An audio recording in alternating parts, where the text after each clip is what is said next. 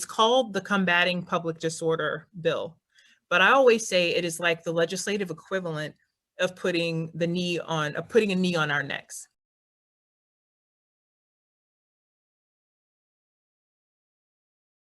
To say that HB1 is problematic is probably the understatement of this century. The true intent of this bill is to have a chilling effect on those who would protest racial discrimination. It creates 6 new criminal offenses, which are wholly unnecessary. If all of us on this call were to roll out and have a protest, we're entitled to do that peacefully.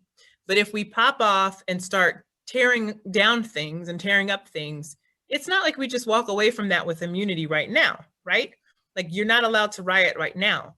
But what this bill does is create, like I said, 6 new criminal offenses, wholly unnecessary. This is punishable by up to a year in prison. It basically says that if a group of 3 or more tries to compel others by force or threat of force, what does that even mean? But by threat of force, to do something or assume or abandon a viewpoint, that is mob intimidation. What is troubling to me there is, like I said, protest is the language of the unheard. So if I feel unheard and I'm out there protesting and I'm saying, government, please stop killing me just for walking down the street or wearing a hoodie or eating Skittles or just whatever it is. And I'm doing that with 2 or more of my friends, right? Because it's a group of 3 or more. That could be deemed mob intimidation because my friends and I seem threatening to you.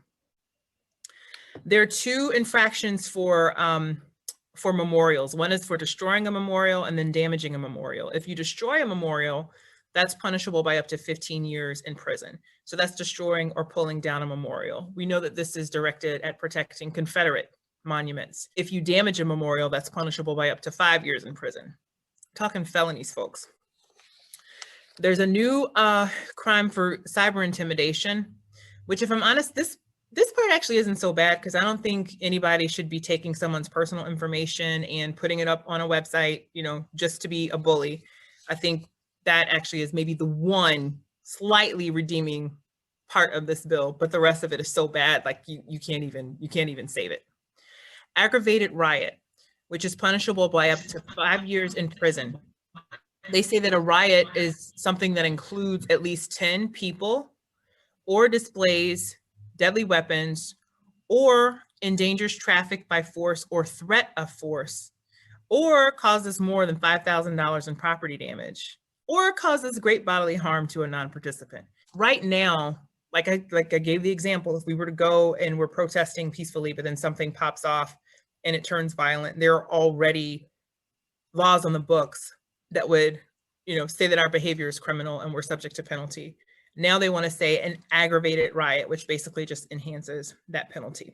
If you have the time, and it doesn't have to take that long, if you could maybe take a look on the Florida House website, if there are Republican lawmakers in your areas, because so far, basically, this bill has come down to party line votes.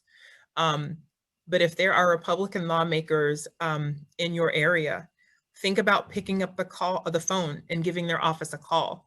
Whether you speak with them or with their staff, they still should be logging that and express why it's problematic to you. If you have a story about what it was like for you being out there in a protest, or maybe a friend being out there in a protest, or how traumatized you were, to the extent maybe you were, like I was, when I watched everything happen last summer, that's powerful.